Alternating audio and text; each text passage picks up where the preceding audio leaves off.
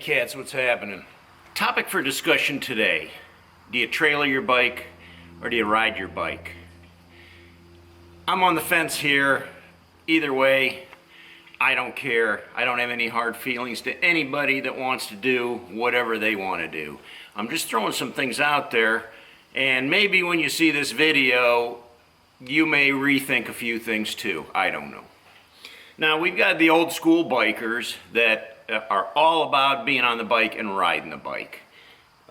Some of them, that's their only mode of transportation. That's pretty much all they can afford. They know how to wrench on it and fix it and everything. That's fine. They wouldn't even think about trailering their bike. In fact, if you go way back in the day, the old, let's call it old school bikers, the only way you would ever trailer your bike, if it broke down and you had no other way to move it, you throw it on a trailer in the back of a pickup truck and they take it to the shop where you can fix it. Or B, it's a show bike and you load it up on the trailer and you take it to wherever you're going to show it because it's so show you don't want to put it on the road.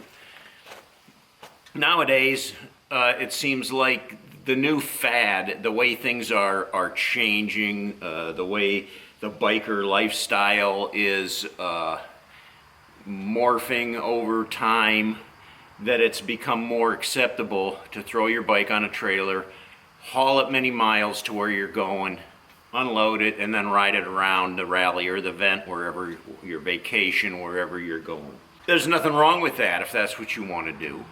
Well, let's back up a little bit. There was a time in my life where I considered myself more old school. I rode this other motorcycles and this one. This hasn't been my only bike, but I put many miles on the bike. I rode to work. I rode everywhere. I'd pick up beer or groceries with the bike. It's what I did. And I rode all over the side of the country on this motorcycle more than once.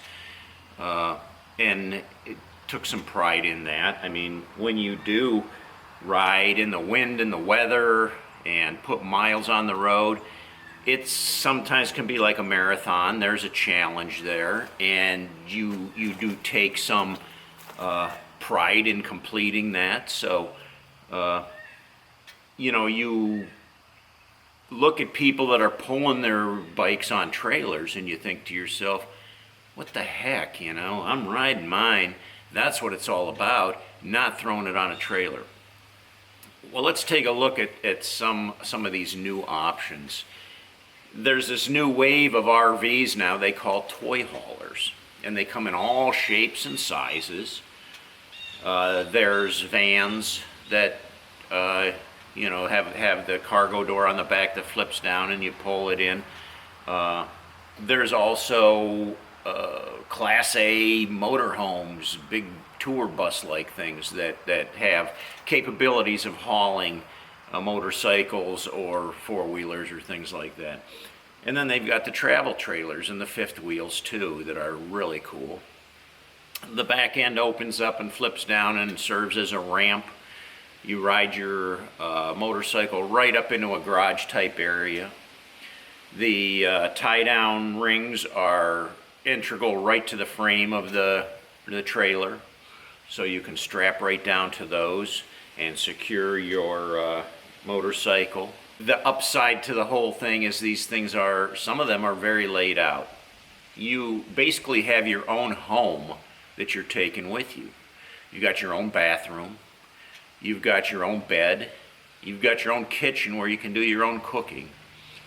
So you basically have a place to come back to every evening without spending money on an expensive hotel or anything like that. You have your own abode, and it's obviously much nicer than sleeping on the ground like a lot of us have done.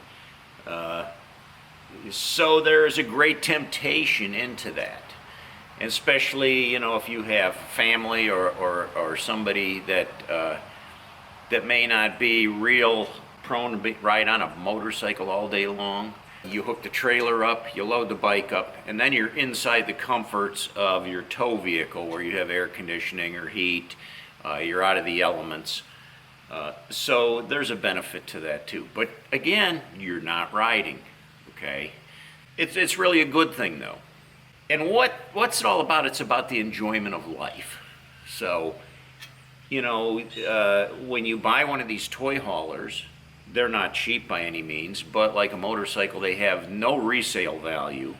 So I'm sure if you looked around enough, you could probably find one for a very reasonable price.